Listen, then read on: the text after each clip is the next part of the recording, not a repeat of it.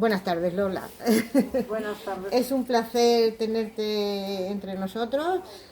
Es el segundo club que hacemos presencial después de todo lo que nos está pasando y para nosotros, pues bueno, yo por ejemplo es la primera vez que, sí te conocía, pero es la primera vez que te leo y la verdad es que tu libro me ha gustado muchísimo.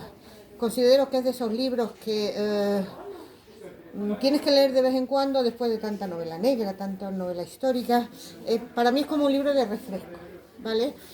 Entonces, para empezar, a mí me gustaría que nos contaras un poco cómo nació este libro, cómo nació el Duque, y Liam y todas esas cosas. Buenas tardes. Buenas tardes. Bueno, el libro nació pues a raíz de mi afición a la histórica. Yo he escrito libros en todas las épocas, prácticamente en todas. En la anterior había estado ambientada en el Antiguo Egipto, estaba en las Highlands, estaba en muchas partes. Y bueno, pues me apetecía, a raíz de los Bridgerton, de empezar a ver series de ese estilo de regencia, pues me apetecía mucho hacer una novela de regencia, pero con un toque y un tinte diferente. O sea, quería darle un poco una impronta diferente a la regencia, ¿no? Lo que estaba escrito ya de la regencia. Y me apetecía muchísimo el utilizar esa época que en realidad nos sugiere siempre más banalidad y más superficialidad, ¿no? Lo que es los bailes, la opulencia.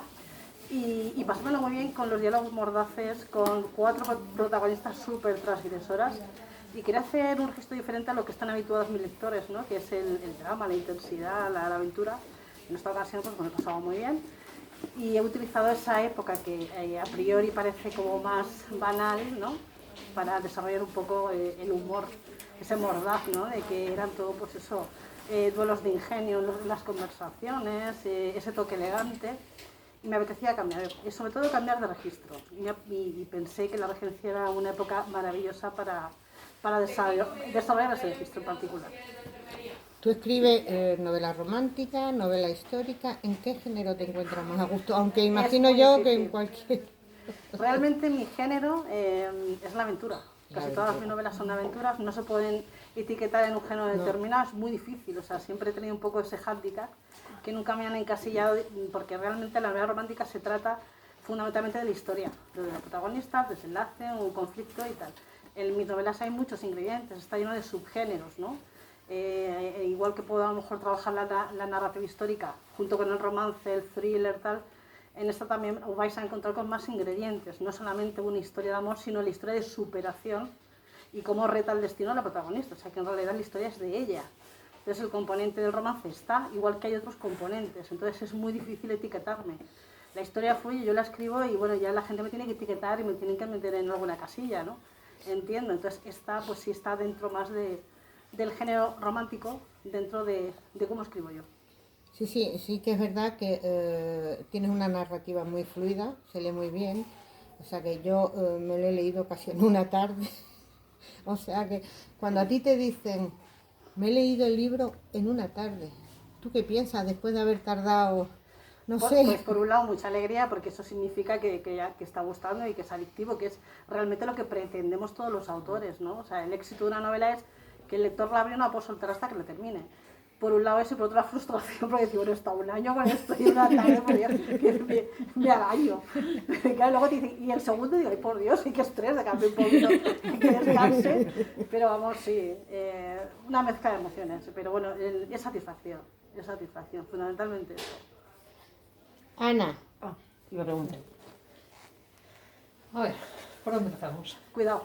Yo de hecho me ha encantado, o sea, lo he disfrutado muchísimo. Para mí ha sido los típicos libros que cuando lo terminas te sale una sonrisa y dices, qué bien, qué a gusto me he quedado, qué feliz he sido leyéndolo, porque a pesar de que es un libro, como tú dices, que en el fondo es una historia dura de superación para ella, es decir, tiene que cambiar su personalidad, integrarse en la mentalidad de un hombre para poder actuar como un hombre, o sea, lo cual tiene que ser súper difícil y a la vez casi frustrante. Dices, ¿por qué tengo que cambiar mi personalidad para poder llegar a conseguir lo que yo quiero, que es escribir? Entonces, en ese sentido me ha parecido muy duro, pero me ha parecido un libro muy bonito. Es decir, me ha parecido bonito porque ensalza muchísimos valores, ensalza el amor, ensalza la amistad, ensalza el afán de superación, ensalza el perdón, ensalza la redención, porque al final también con su padre, Sí, total.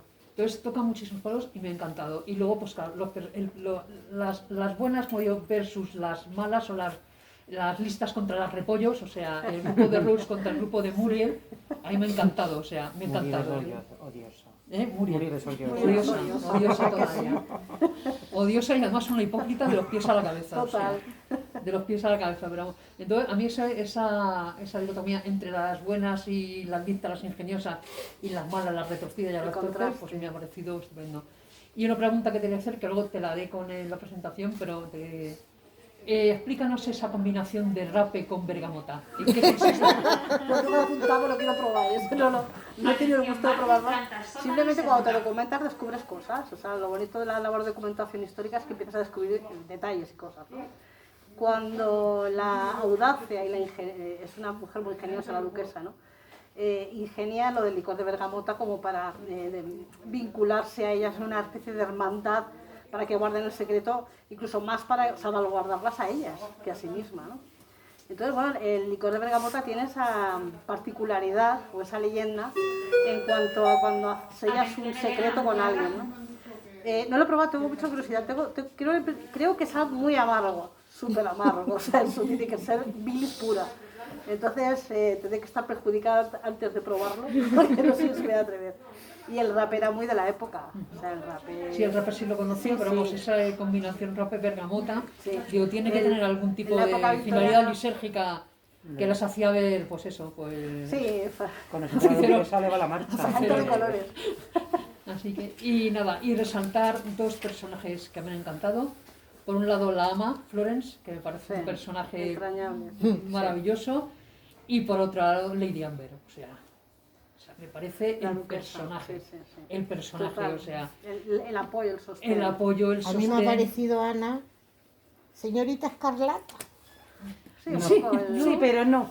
Florence era como de... Era como más... Porque a mí me gusta la parte de Florence que le dice, pues ya te puedes, porque te voy a buscar, te traigo, para darte el otro guantazo que tengo que darte. Claro. Sí, intenta a la realidad. Sí, claro, y además ella se lo dice, que muchas veces los vínculos de sangre no te dan la familiaridad, te la da, pues eso, el trato del día a día, y Florence realmente es su madre. Es su madre y la trata como tal. La figura fraternal de la novela y del personaje es Florence. O sea, al perder a su madre tan joven, ella es su mamá de cría, entonces evidentemente tiene ese vínculo fraternal, esa confianza y ese cariño que es un poco la voz de su conciencia, ¿no? A veces le tiene tanto temor porque ella mete la pata, que es la voz de su conciencia, y la insta siempre a decir, oye, esto es una locura, intenta poner los pies en el suelo, yo te entiendo, pero te vas a encontrar muchas dificultades, entonces siempre intenta poner los pies en el suelo y mostrarle la realidad, ¿no? Entonces ha sido un poco la guía de la protagonista durante toda la novela, y al final siempre la ha apoyado, o sea que al final, por mucho que oponía resistencia o intentaba que ella abriera los ojos en determinados aspectos, al final siempre la ha apoyado en todo lo que ha hecho, pero bueno, pues como cualquier madre, ¿no? Pues nada, pues enhorabuena, porque a mí me ha encantado, y además el plantel de personajes me parece al cual mejor. O sea, me han aportado todos una cantidad de cosas, incluso los malos. No me acuerdo lo que iba a decir. Incluso los malos aportan mucho, porque a mí el cambio de registro de Lord Spencer, o sea, me descolocó. Intuías que hacías, la perfección no existe, o sea, y es demasiado perfecto para ser verdad, ¿no? Tan guapo, tan noble, tan rico, tan imponente. Lado, ¿no? Girar el personaje y ver el otro lado del personaje. Entonces decías, aquí hay algo, no puede ser tan perfecto, ¿no? Y fíjate. Y bueno, pues sí, tenía ese lado oscuro. Así que enhorabuena. Muchísimas gracias. Ana, a vosotros. Romy. Bueno, ahora ya no me acuerdo qué iba a decir. Eso se me va a perola. A ver, yo es mi primera novela tuya, porque yo he intentado muchas veces. Lo que sí veo que no dejas, porque la anterior tuya era como thriller, que le hiciste comer, pero aquí tampoco dejas el thriller de atrás. ¿Es un punto siempre fuerte o porque es lo que más te gustaría hacia dónde ir? A mí me gusta variar, o sea, entiendo que me encasillen, porque sí es cierto que estaba escribiendo novelas con una temática similar, en el caso de las dos épocas, como Meretriz o La Perla de Agua, ¿no? Lo que engloba casi todas las novelas es la aventura. Entonces, en toda la aventura pues hay conflictos, hay un crimen, hay un misterio, hay acertijos, adivinanza, investigación, ¿no? Entonces yo intento que la novela tenga todo tipo de ingredientes, no centrarme en uno en particular, sino que todo tenga un equilibrio, ¿no? Entonces por eso es tan difícil el encasillarme. También es cierto que me apetece refrescar y me apetece mucho cambiar. Entonces, incluso si yo hago un thriller, No descarto el que haya un romance, porque entiendo que no hay que centrarse simplemente en un género y así ser purista, ¿no? Género negro purista, romance purista. Entonces yo en eso no comulgo con eso. A mí me gusta hacer una historia y las historias tienen de todo, como la vida misma. O sea, la vida de una persona tiene todo tipo de ingredientes. Hay momentos en los que es más dramática, momentos divertidos, momentos románticos, momentos fraternales. Entonces todo es una historia. Y yo englobo la historia y la plasmo en la novela. Que tenga a lo mejor más presencia un crimen, Sí. bueno, pues la etiquetamos en thriller. Pero no descarto el resto de ingredientes. O sea, igual que en esta he metido otros ingredientes que están a lo mejor fuera del género romántico o que no son usuales en el género romántico, yo sí he querido meterlos, ¿no? Porque quiero abrir un abanico de más cosas, ¿no? Para el lector que vea no solamente la parte bonita de la regencia, también vea la parte sórdida de la regencia, los vicios de esa clase alta, los secretos. Entonces siempre me gusta ese contraluz, dar ese contraluz a las historias. Yo me lo estoy pasando muy bien, pero ya que me imagino que te has documentado, el meter un personaje japonés, Sí. ¿era tan fácil en aquella época introducir en aquella clase una persona de otra cultura? ¿O tenía que ser de un estatus...? En este caso era un conde, ¿no? Entonces Sí. depende del que introduce al personaje exótico, ¿no? De todas maneras, en esa época, que además la regencia es la época, fueron escasos 9-10 años, o sea, una época súper corta, en el cual la sociedad inglesa se abrió al mundo. O sea, quería un poco igualar esa cultura clásica, por eso los trajes tienen ese corte, ¿no? De corte imperio, querían asimilar un poco la cultura francesa, que es más abierta, ¿no? Más liberal. Y en ese momento pues sí aceptaban, ¿no? Tenían sus reservas porque son muy tradicionales y siempre tienen sus reservas, pero tienen esa curiosidad de conocer otras culturas. El personaje de Takeshi me daba un contrapunto, ese contraste exótico que yo buscaba también para que la novela no fuera la típica novela de personajes ingleses, cultura inglesa. Entonces ese personaje, aparte que ha sido súper carismático a lo largo de la historia y se ha revelado como un futuro gran protagonista, pues me daba ese contrapunto con la sobriedad inglesa, ¿no? Y luego pues el carácter de Takeshi, que es más irreverente, es más directo, es más... es un personaje, a mí me gusta hacer personajes con contrastes. Entonces Takeshi para mí ha sido un descubrimiento porque me lo he pasado genial con el personaje.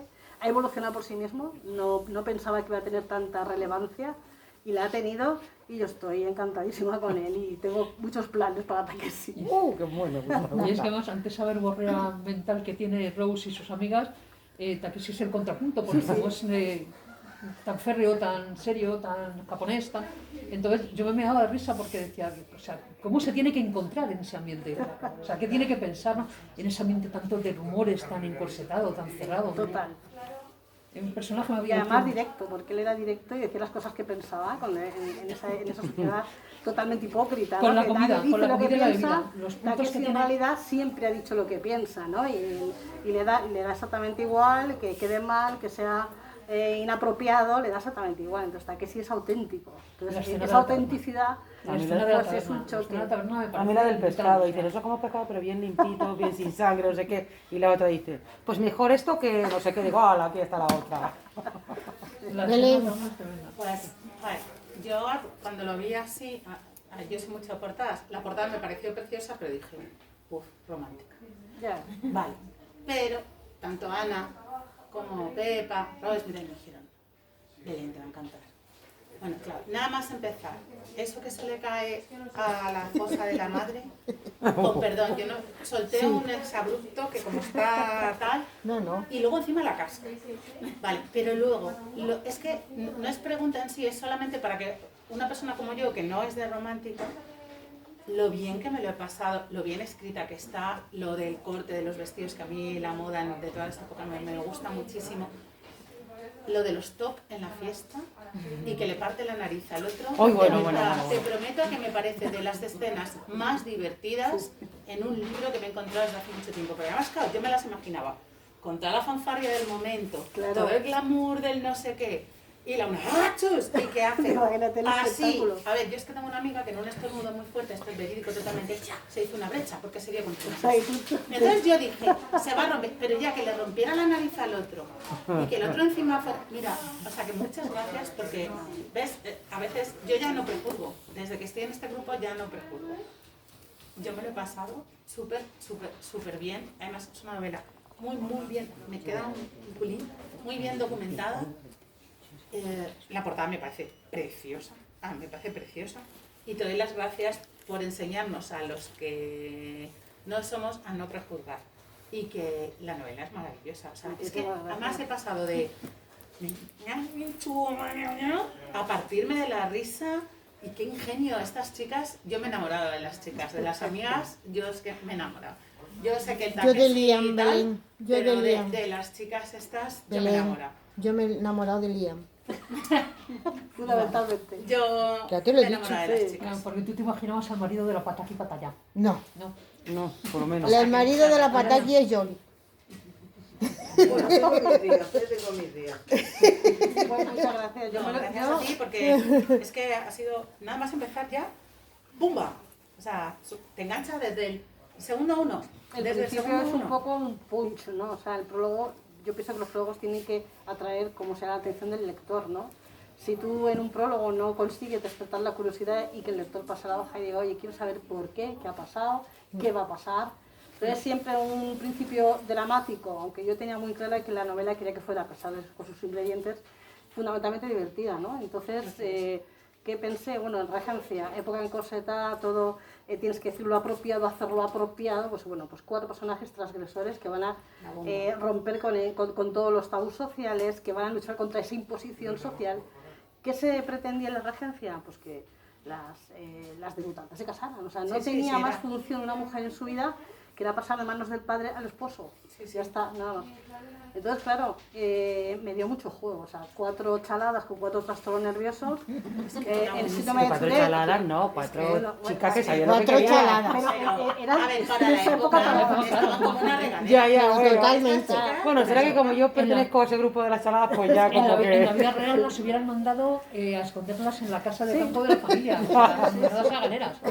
Condenadas a Oye, galeras. a la amiga le vino bien que se disfrazara de Sullivan. Yo me engancho a ti y ya no me persigue Claro, nadie. dice, ya Claro. tengo Qué pretendiente, bueno. pues ya está, Claro, ya me despreocupo. imagínate en la época real de la regencia, que era realmente tan encorsetada y tan dura. sí. O sea, esas chicas hubieran estado condenadas, o sea, con esa actitud hubieran estado En el condenadas. convento, le metió en el convento allí bajo llave sin salir. Lo hubiera tenido muy complicado, de luego. No, de hecho, fíjate que una lo dice, oye, pero no nos meterán luego en, no sé la palabra, Sí, en un freno, como en en un un psiquiátrico. psiquiátrico, Porque esa esa palabra, porque simpático. realmente nosotros lo entendemos como psiquiátrico.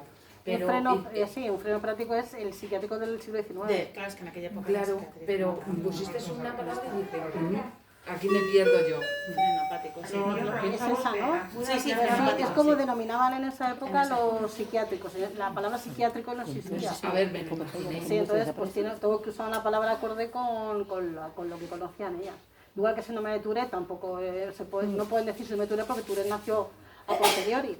Pero bueno, en un síndrome nervioso, un trastorno nervioso, del libro este que encontró Rose, que el libro existe, el libro de Philippe Pinel, ese libro existe, igual que el de Fanny Hill, de las Ciceronas. Entonces, lo que comentaba de la documentación, cuando te documentas descubres datos y detalles que te inspiran escenas. En este caso descubrí el de Fanny Hill y entonces se me ocurrió esa escena tan transgresora entre, bueno, pues imagínate la otra que se caía como un faro de la silla. En fin, escenas así, yo me lo he pasado muy bien. Entonces yo sí, el objetivo era que el lector se lo pasara también muy bien, que fuera un libro fluido, ligero, fresco, dinámico, porque además creo que es un 80% de diálogo, o sea, yo creo que nunca he escrito tantísimo diálogo.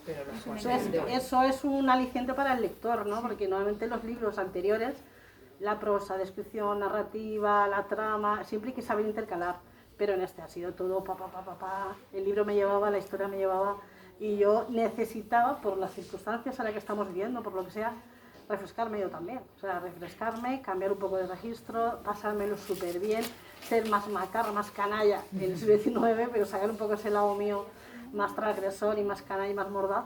Y me ha venido muy bien esta novela a mí, como escritora. Pues a nosotras como lectoras, por lo menos a mí Pues me ha mira, sentado estupendo. De miedo. Ahora es que sí, necesitamos sí, sí. reír. Es lo que te ¿verdad? digo, o sea, cuando que terminas refresca. te hace la boca. Sí, O sea, además la que sonrisa lo de- quiero te leer, o ríes sea, de- me lo leo qué sí bien. o sí, sé que lo voy a leer. Yo empecé, cuando vi eso dije, lo voy a leer, o sea, y de eso, lo que de no soltar, pues es efectivo. Yo creo, Lola, que el Club de la Cicerona va a dar mucho que hablar. Pues mira, lo voy a patentar por si acaso. Lo van a patentar. Regístralo, Ahora alguien se va a regístralo. hacer rico a mi costado o algo. Sí, sí, sí. Pero ¿Y cómo sí. se te ocurrió meter ahí el famoso club con la condesa, ya una persona mayor, que pues era otro giro de decir, vamos un poco más allá.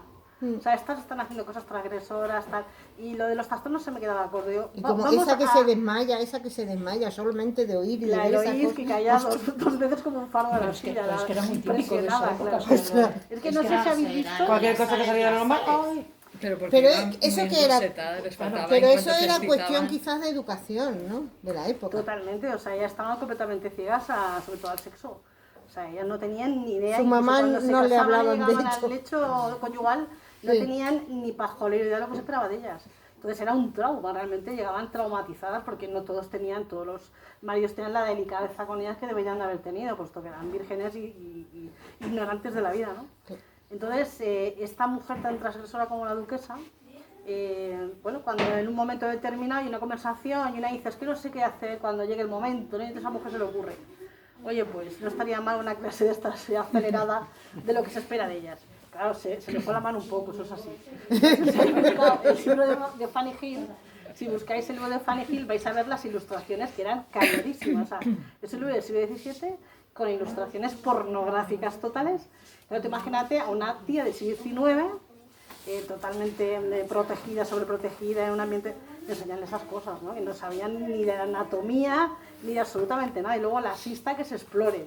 Entonces, hay momentos en los que mira esa actora que mira qué luminosidad tiene en la cara, ¿no? Entonces, siempre las instruye un poco para que se conozcan a sí mismas y para que salgan de ese convencionalismo patriarcal de no te toques, no tal, lo que diga tu marido y ya está, tu cuerpo no es tuyo, es de tu marido. En el caso de Rose, por ejemplo, descubre su sexualidad con Liam. Se puede decir que era adelantada para su época. Sí, sí, totalmente. Sí. Aparte de que tiene sus condicionantes, porque claro, la historia de la madre realmente siembra en ella una semilla, ¿no? A una edad muy impresionable, ¿no? Con 11 años. Perder a su madre cuando está siendo maltratada por un padre, entonces esa orfandad, ese vacío, y ese decir, yo no quiero acabar con ese desamor, con esa tristeza que tiene mi madre, ¿no? Yo lo que quiero es ser feliz y buscar mi destino y hacer lo que yo quiero, simplemente, ¿no? Entonces, cuando encima su madre le hace prometer en el lecho de muerte, oye, tú no te vas a someter a los designios sociales, tal, y lucha por tu libertad, pues ahí ya es donde se germina esa semilla de rebeldía, que ella dice, bueno, pues contra viento y marea, lo que tenga que hacer. Entonces, ¿qué puede hacer una mujer en esa época? Usar su astucia, su ingenio, ¿no? Y entonces, pues, ella pues ingenia ese ardid, ¿no? de los trastornos y además aprovecha la coyuntura, disfrazándose de hombre, haciéndose pasar por el escritor con el que la conocen, ¿no? Porque en aquella época, además esto es un guiño a Jane Austen, y luego también a Mary Shelley, por ejemplo, hay una mención en Mary Shelley. Sí, lo mencionas. Mary Shelley es una de mis autores favoritas, y ella publicó su primera novela en 1818, que es donde yo ubico gran parte de la novela. Pues Mary Shelley tuvo que publicar con el seudónimo de su marido, que era un poeta de lo más mediocre del mundo, pero es que si no nadie la publicaba. Y curiosamente el padre de Mary Shelley es el editor de Rose, que es el editor real.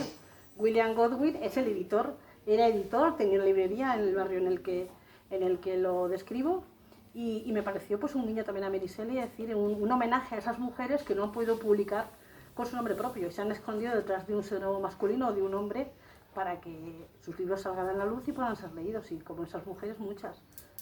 En este caso, pues bueno, la novela me ha dado pie a que Rose pueda salir al mundo como Rose, que es un poco el leitmotiv de toda la novela, ¿no?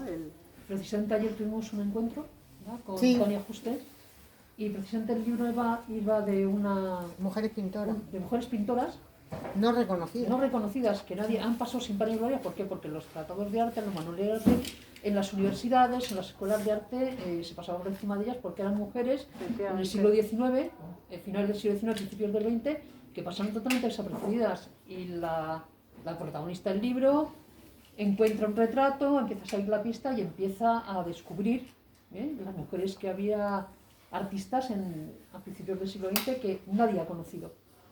Y ahí estaban, y sus obras están ahí, pero nadie se ha preocupado en darlas voz ni en darlas... De hecho, hay muchas mujeres que nos creemos que Rose es un personaje ficticio, pero sí es cierto que ha habido mujeres transgresoras a lo largo de la historia y en épocas incluso anteriores a la regencia, pero que no están en los libros de historia porque los libros de historia los escriben los hombres.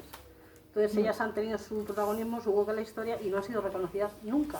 Hay algunas que se han descubierto quiénes eran y otras no se van a descubrir jamás. pero han sido mujeres que se han enfrentado a su época. Tiene esa parte de razón, que jamás la dejaron entrar a la academia. Por ejemplo. Sí, total. Estefanía. Hola. Hola. Bueno, yo como ellas la he encontrado súper divertida, súper amena. ¿Por qué a las mujeres siempre nos ha costado tanto trabajo, por lo que te estaban diciendo ellas, con las pintoras que estuvimos hablando ayer, que Rose tenga que vestirse de hombre para poder sacar adelante lo que ella, o sea, sus creencias y su... En el caso de Rose en particular, ella buscaba ganar una apuesta, fundamentalmente para tener independencia económica, porque ella sabía que a pesar de poder zafarse de su compromiso con su familia, de buscar un marido, se tenía que mantener de algún modo sin tener que depender del primo. Porque, claro, a pesar de ser hija de un conde que puede optar a una pensión o no, pues ella lo que quería además tener esa independencia económica para no depender de la caridad de su primo, ¿no? Entonces, bueno, pues en ese momento surge la oportunidad, gracias a la apuesta, de conseguir ese dinero, esa propiedad, para tener su lugar en el mundo sin depender absolutamente de nadie, ¿no? Y en esa época, y sobre todo en esa época y en anteriores, las mujeres tenían que esconderse siempre detrás de un hombre porque eran sociedades patriarcales súper cerradas. Entonces la mujer no tenía opción porque además es que no eran ni educadas. No tenían ninguna habilidad que supusiera, pues eso, que pudieran tener alguna compensación económica con la que mantenerse. Entonces, claro, ¿qué estudiaban? Pianoforte, cante y costura. Entonces, estaban totalmente, dependían, eran mujeres dependientes. O sea, y si tenían algún tipo de talento, si querían publicar o ser pintoras o escultoras o lo que sea, tenían que firmar siempre con nombre masculino. Si no, no tenían acceso absolutamente ni a galerías de arte ni a ningún sitio. Tristemente era así y bueno, pues he querido reflejar y enfrentar la época en cuestión con la novela. Yo es que no sé por derecho comparo, yo no sé en Inglaterra cómo sería entonces, además en ese siglo, los derechos a las mujeres, pero aquí eran absolutamente nulos e inexistentes en el derecho español. Nulos e inexistentes, o sea, la mujer no tenía capacidad jurídica. Dependía para todo de la firma de su padre o de su marido. Exactamente igual. Ni podía firmar cheques, ni podía firmar un contrato, ni podía abrir una tienda, ni podía comprarse una casa.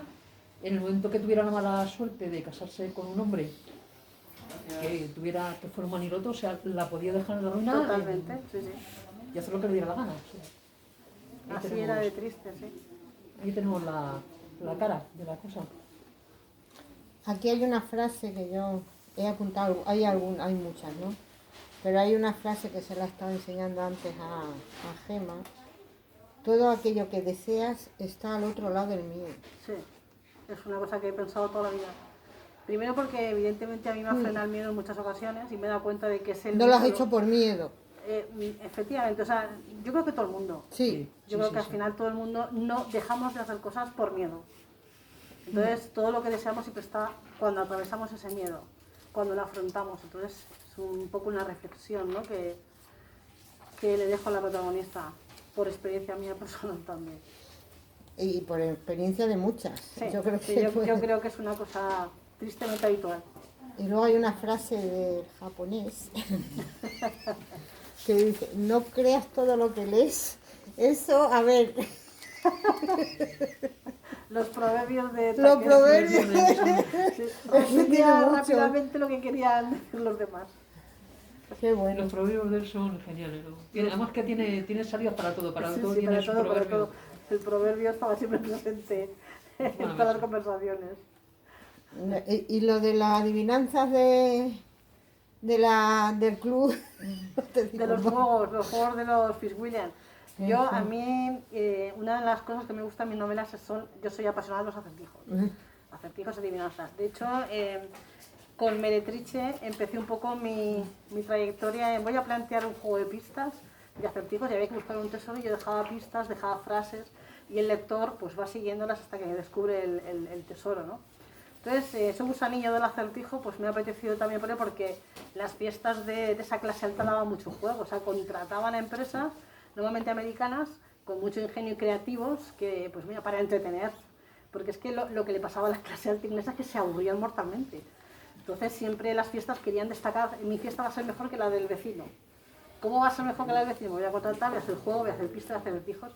La duquesa estaba podrida en dinero y lo que quería era, pues eso, aparte de escandalizar a la sociedad inglesa, divertirlos y decir, bueno, mis fiestas son las mejores del mundo. Pero como tenían reconocido los cuernos también. Bueno, eso está. Porque en el artículo decía, no, mi marido se va, pero vuelve. Digo, ay, ha reconocido que... Sí, todos tenían amantes. Por eso es una sociedad muy hipócrita.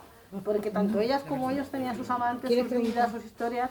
Pero luego, claro, de cara a la galería, pues tenían que dar la imagen maravillosa y perfecta de que todo era idílico y para nada era así, ¿no? Entonces en la novela se refleja también esa cara B, la cara típica de esas novelas de regencia, qué bonito, qué romance, qué tal, qué vestido más bonito, qué fiesta más, pero luego, cuidado, que esa clase alta escondía también su lado oscuro, ¿no?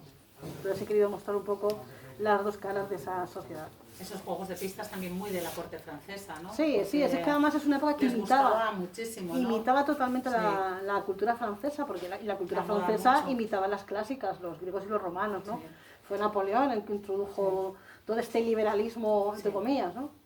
Entonces, bueno, pues ellos querían hacer lo mismo, primero por ese temor a la Revolución Francesa, y oye, vamos a aparentarse como más humildes, Por si acaso. para que no nos corten la cabeza, porque claro, vivimos en la abundancia y a lo mejor le tocamos las narices y a algunos se le cruza un cable.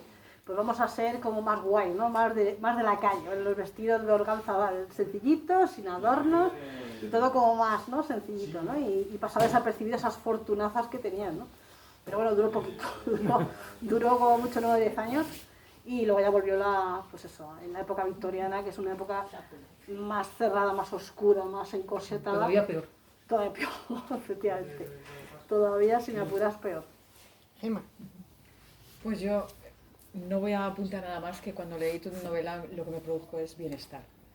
Porque había terminado una novela policíaca de estas sesudas que tienes que ir siguiendo y casi anotando las pistas. Y terminé de verdad fatal, agotada, exactamente. Cuando empecé tu novela y de repente introduces la novela con lo que más me apasiona a mí, que es la psicología, y veo ese ingenio que tienen las muchachas y luego veo esos diálogos tan fluidos, el humor que tienes, que se nota y se denota en cada una de tus frases, la inteligencia que vas trabajando, y eso me encanta. Pues he de decir que me sentí, vamos, es que en un fin de semana.